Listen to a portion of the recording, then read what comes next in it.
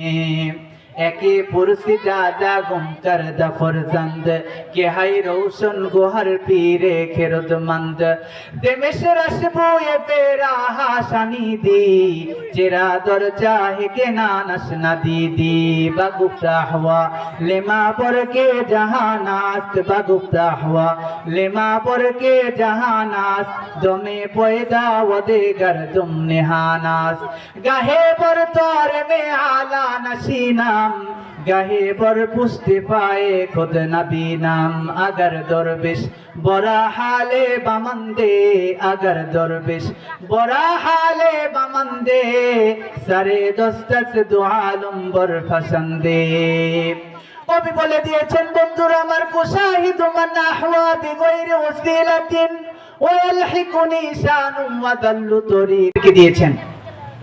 মুসলমান ভাইরা রে আমার লম্বা কথা বলতে চাই না।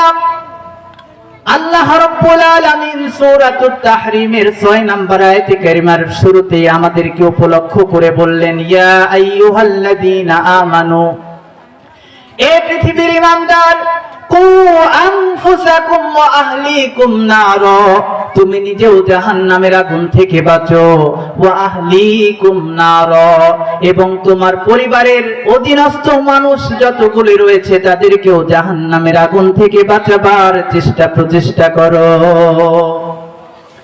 শুধু নিজে নামাজ পড়লে হবে না, নিজের সন্তানকেও নামাজের তালিম দিতে হবে। এজন্যই তো বিশ্ব নবীজি বলে দিয়েছেন সন্তানের যখন 7 বছর হয়ে যাবে তখন থেকেই তাদেরকে নামাজের কথা বলো। যদি না যেতে চাই, দেখতে দেখতে সন্তানের বয়স যখন 10 বছর হয়ে যাবে শুধুমাত্র তাদেরকে বললে হবে না, নামাজ না পড়লে তাদেরকে সামান্য পরিমাণে শাসানি শোষানিও করতে হবে। কিন্তু মুসলমান দুঃখের সাথে বলতে হয় দিন যত গড়াচ্ছে আজকে আমিও জাহান্নামের অগ্নিকুণ্ডের দিকে জাহান্নামের প্রতিযোগিতার সাথে চলতেছি, নিজের সন্তানও জাহান্নামের আগুনের দিকে প্রতিযোগিতার সাথে চলতেছে। তাদেরকে সেই পথ থেকে বাঁচাবার জন্য কোনো থিসিস আর গবেষণা আমাদের মস্তিষ্কের মধ্যে নাই। মুসলমান ভাইরা রে আমার, অথচ একজন মানুষের সন্তান যদি অসুস্থ হয়, গরিব বাবা তার পকেটের মধ্যে যদি টাকা নাও থাকে, ধার করে হলেও এই টাকার মাধ্যমে অসুস্থ সন্তানকে কিন্তু চিকিৎসার ব্যবস্থা করে। একজন অসুস্থ সন্তান চিকিৎসার ব্যবস্থা না করলে বেশি থেকে বেশি 4-5 দিন 1 সপ্তাহ পর্যন্ত কষ্টের মধ্যে থাকবে, কিন্তু জাহান্নামী কখনো হবে না। প্রক্ষান্তরে একজন সন্তান আমি পিতামাতার হেলায় খেলায় অবহেলার কারণে যদি জাহান্নামের আসামি হয়, অবশ্যই কিন্তু এই সন্তানে জাহান্নামে যাবে না। আল্লাহ তাআলার আদালতে আমাকেও আসামির কাঠগড়ায় দাঁড়াতে হবে কি হবে না বলেন তো দেখি। মুসলমান ভাইরা রে আমার, আমাদের এরিয়ার মধ্যে কোন সন্তানকে যদি কুকুর কামড় দেয় অথবা আঁচ করে, বলুন তো দেখি এই সন্তানকে জলাতঙ্ক রোগে আক্রান্ত করবে কি করবে না? অবশ্যই কিন্তু করবে। আপনি এই সন্তানকে বাঁচাবার জন্য নিজের পকেটে টাকা না থাকলেও কিন্তু ধার করে হলেও তাকে ভ্যাকসিনের ব্যবস্থা করবেন। অনেক খোঁজাখুঁজি করলেন, অত্র এলাকার কোথাও কুকুর কামড় দেওয়ার ভ্যাকসিন নাই। ধুনট পর্যন্ত চলে যাবেন, সেখানেও যদি ভ্যাকসিন না পান শেরপুরে যাবেন, সেখানেও যদি না পান বগুড়ায় চলে যাবেন, সেখানেও যদি না পান ঢাকায় কিন্তু চলে যাবেন। এরপরেও আপনার কলিজার টুকরা সন্তানকে কুকুরের কামড় দেওয়ার জলাতঙ্ক রোগ থেকে বাঁচাবার জন্য ভ্যাকসিনের ব্যবস্থা করবেন। মুসলমান ভাইরা রে আমার, একজন সন্তানকে কুকুর কামড় দিলে জলাতঙ্কের জার্মে আক্রান্ত হয়ে বেশি থেকে বেশি এই সন্তান মৃত্যুবরণ করবে, জাহান্নামে কিন্তু হবে না। প্রক্ষান্তরে আপনার সন্তান যদি কোরআন সুন্নাহর আলোকে দিনাতিপাত না করে, জীবন যাপন না করে, আপনার সন্তানকে তো জাহান্নামী হতে হবে।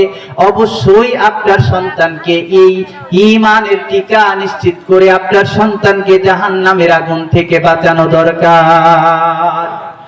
মুসলমান ভাইরা রে আমার, এজন্য বলতে চাই একজন মানুষের জীবনের সবচাইতে বড় সম্পদ ঈমান।